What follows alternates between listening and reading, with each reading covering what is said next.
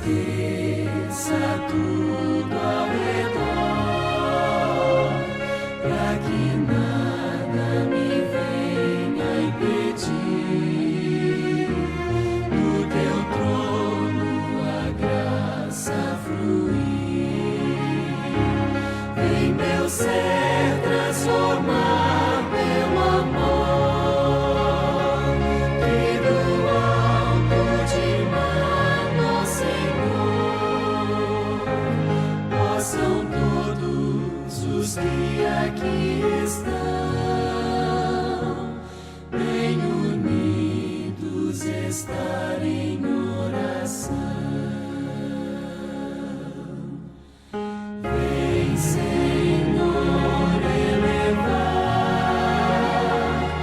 os que diante de ti hoje estão, em espírito de oração, procurando o mundo deixar. Vem, meu ser, transformar pelo amor. Olá, minha querida Primeira Igreja Batista em Éden, meus queridos irmãos, meus amigos. Nós estamos em mais um momento de oração, quando eu tenho feito uma reflexão e depois insistido para que você tenha o seu momento de oração. De repente você está com a família, então está em casa e você está reunido aí, então ter esse momento de oração em família, com a família, pelos assuntos da família. E também orando pela igreja, continue orando pela nossa igreja, pelas faixas etárias da nossa igreja.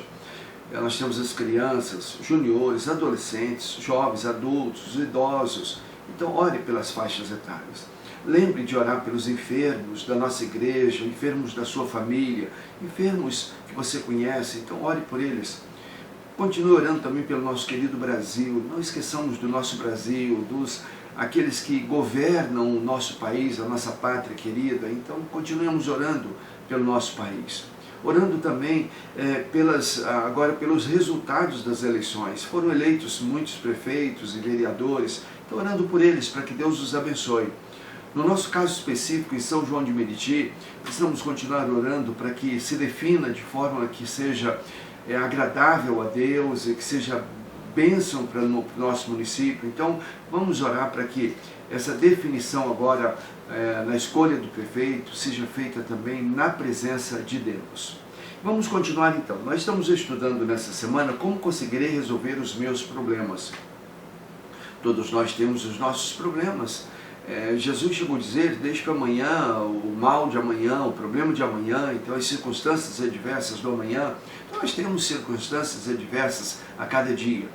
Algumas maiores, outras menores, mas temos então como lidar com esses problemas, como vencer os problemas, especialmente nesse momento de quarentena, de pandemia, de enfermidades. Então nós temos que, diante de Deus, na presença de Deus, na palavra de Deus, aprender como lidar com os nossos problemas e como vencê-los.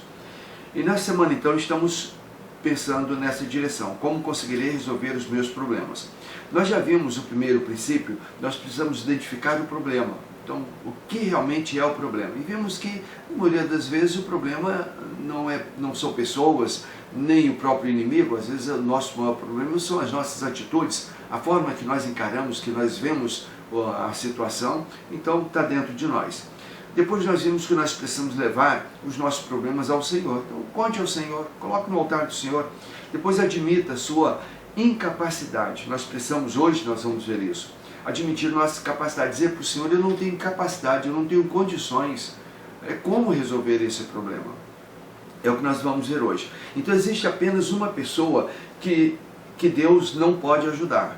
Existe apenas um tipo de pessoas que Deus não ajuda. São aquelas pessoas que acham que não precisam de Deus. Pessoas que acham que conseguem resolver sozinhas.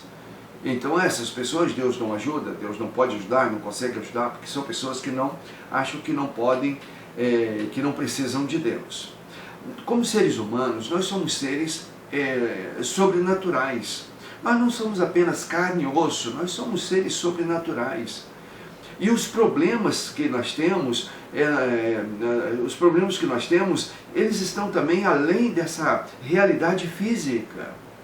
Os problemas, muitos deles e a maioria deles, eles estão numa esfera que nós não temos como lidar com eles. E por isso nós precisamos de um poder sobrenatural.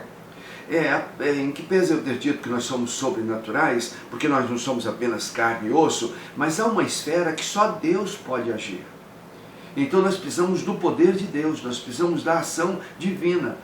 Então nós precisamos de Deus. Em Efésios 6, versos 12 e 13, o apóstolo Paulo nos deixa muito clara essa situação, quando ele nos diz o seguinte: pois a nossa luta não é contra pessoas. A nossa luta não é contra pessoas, mas contra os poderes e autoridades, contra os dominadores deste mundo de trevas, contra as forças espirituais do mal nas regiões celestiais. Então, a nossa luta não é contra pessoas. Esse é o grande problema que nós enfrentamos. Na maioria das vezes a gente olha para as pessoas que estão à nossa frente ou estão ao nosso ao redor e nós achamos que o problema que nós temos são essas pessoas.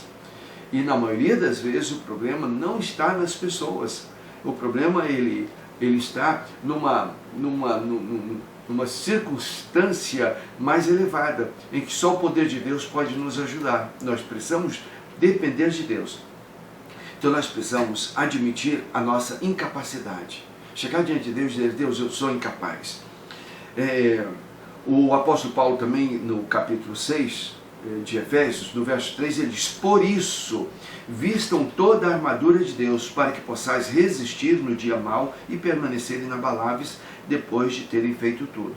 Então, por causa do nosso inimigo não ser pessoas, estamos lutando contra seres espirituais e hostes espirituais da maldade, então nós precisamos de Deus. Aí diz: por isso, vistam toda a armadura de Deus. Zacarias capítulo 4, verso 6 nos diz: esta é a palavra do Senhor para Zorobabel, não por força nem por violência, mas pelo meu espírito, diz o Senhor dos Exércitos. Então precisamos entender nossa incapacidade e buscarmos o Senhor, porque a vitória virá pelo poder de Deus, então na força do Espírito de Deus. Então esse foi o terceiro princípio. O quarto princípio: confie nos recursos de Deus. Então esse é o quarto princípio: eu preciso confiar nos recursos de Deus. Então eu sou incapaz, eu não tenho como vencer esses problemas, e eu preciso então de Deus. Eu preciso confiar no poder do nosso Deus, nos recursos de Deus. Então depois, nós estamos estudando o segundo livro de Crônicas, no capítulo 20. E Josafá, então, está ali, o exército de Josafá, o povo de Judá. Então a nação está sendo assediada, então há uma força, há um poder. Os amonitas, os moabitas e os meunitas estão reunidos então num grande exército para vir tomar Judá de assalto. E Josafá percebe isso e ele vê que ele não tem condições e ele vai então falar com Deus. E aí no verso 12 do segundo livro de Crônicas 20, ele diz: ó nosso Deus, não irás tu julgá-los? Pois não temos forças para enfrentar esse exército imenso que está nos atacando. Josafá reconhece diante de Deus. Ele diz: nós não conseguiríamos, nós não temos recursos, nós não temos armas, nós não temos um exército poderoso para enfrentar esta força, esse exército numeroso que está vindo ao nosso encontro. Então ele diz para Deus: não temos forças para enfrentar esse imenso exército que está nos atacando. Aí Josafá continua: não sabemos o que fazer. É o momento de nos humilharmos diante de Deus e dizer: Deus, eu não sei o que fazer. Eu não tenho instrumentos, eu não tenho recursos, eu não tenho saúde, eu não tenho condições. Deus, eu não sei o que fazer. Josafá reconheceu: mas os nossos olhos se voltam para ti. Josafá confessa que não tinha o que fazer, não sabia o que fazer, não tinha forças, não tinha exército. Ele disse: mas os nossos olhos estão voltados para o Senhor. Então seguidamente voltamos os nossos olhos para tudo e para todos. Nós buscamos socorro aqui, ali, acolá, pedimos socorro, pedimos ajuda, mas esquecemos de voltar os nossos olhos para aquele que pode todas as coisas. As circunstâncias podem ser consideradas como um colchão. Veja que legal. As circunstâncias adversas, os problemas, podem ser considerados como um colchão. Imagina um colchão. Se você estiver debaixo do colchão, você pode se sufocar. Você vai ter grandes problemas estando debaixo do colchão. Mas se você estiver acima do colchão, em cima do colchão, você pode descansar. Você pode descansar. Então, se o problema é grande, compare esse problema com um colchão. Coloque-se na presença de Deus. Quando você se coloca na presença de Deus, você está se colocando acima desse problema. Você está se colocando em cima desse colchão. E você pode descansar. Então, faça esse exercício. Se mantivermos os nossos olhos no Senhor, Ele nos manterá acima dos problemas. Se nos mantivermos na presença do Senhor, estaremos sempre acima dos nossos problemas.